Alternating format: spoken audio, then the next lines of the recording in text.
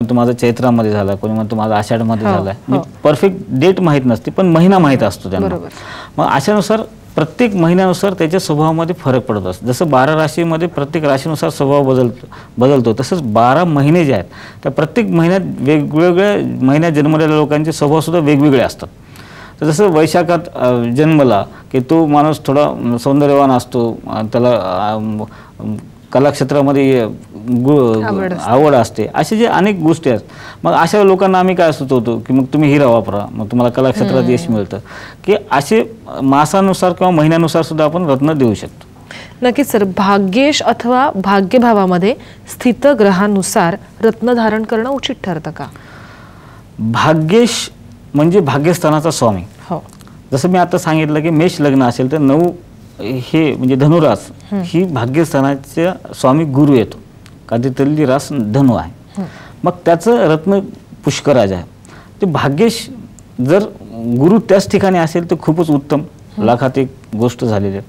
पण त्या ठिकाणी जर त्या ठिकाणच्या ग्रहाची जर रत्न धारण करायचे असेल तर तो त्या गुरुच्या घरात उच्चीचा आहे का नीचीचा हे पाहणं फार गरजेचं असतं. किंवा बरेचदा काय असतं की भाग्यस्थानाचा स्वामी शनी आहे, मकरेचा शनी आहे आणि त्या ठिकाणी गुरु बसलेला असेल तरी पुष्कळ लोक धारण करतात. मग ते चुकीचं, कारण त्या मकर राशीमध्ये गुरु नीचीचा असतो. मग ते रत्न त्या लाभप्रद ठरत नाही. मग विनाकारणच आपण गैरसमज होतात किंवा शास्त्राला आपण नावबोट ठेवतो. तर अशा गोष्टी व्हायला नाही पाहिजे. जाणकार ज्योतिषाचा व्यवस्थित सल्ला घेऊनच आपण ते रत्न धारण केले पाहिजे.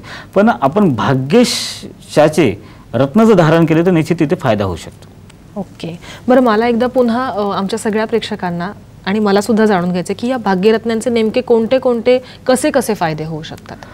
मी यादी पण सांगितलं की तुम्हाला प्रत्येक क्षेत्रासाठी, प्रत्येक कामासाठी, प्रत्येक संकटासाठी, प्रत्येक अडचणीसाठी तुम्ही हे रत्न धारण, आरोग्यापासून ते म्हणजे जन्मल्यापासून जे काही शेवटपर्यंत तुमचे काही काही संकट असतात ते प्रत्येक संकटावर, प्रत्येक गोष्टीवर तुम्हाला हे उपाय म्हणून रत्न धारण करू शकतो.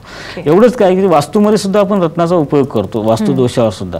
कारण ही भूगर्भामध्ये हजारो फूट खोलवर जेव्हा ही रत्न आपल्याला मिळतात त्याच्यामध्ये एक नैसर्गिक शक्ती आहे आणि ती शक्ती जी आहे ती आपल्याला यश देते आणि त्यातून आपल्याला फायदा होतो. आता बरेच जण येतात की मुलाचा अभ्यासात लक्षच लागत नाही किंवा तो ढ आहे. आता बरेचदा माझ्याकडे एक किस्सा सांगण्याची महत्त्व आठवून सांगतो मी इथे, आठवलं म्हणून की माझ्याकडे एक मॅडम आल्या होत्या. त्यांचा 2007ची गोष्ट असेल तर त्या आल्या होत्या मुलाला घेऊन. त्यांचा मुलगा 12वीला काहीतरी होता आणि ते म्हणले की हे शिकेल का नाही मला सांगा.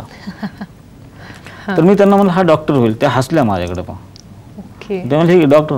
पण आता 8 दिवसाखाली त्यांचा मला मेसेज आला व्हॉट्सअपवर की त्यांचा मुलगा कॅन्सरचा स्पेशलिस्ट झाला.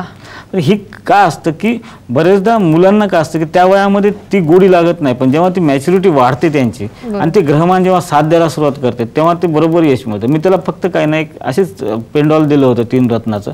त्याचं तुला लग्न होतं. तुला लग्नानुसार त्याला जे पेंडॉल दिलं मी, डायमंड, नीलम आणि पाचू, हे 3 रत्न त्याच्या गळ्यामध्ये घालायला दिले होते आणि त्याला निश्चित फायदा झाला.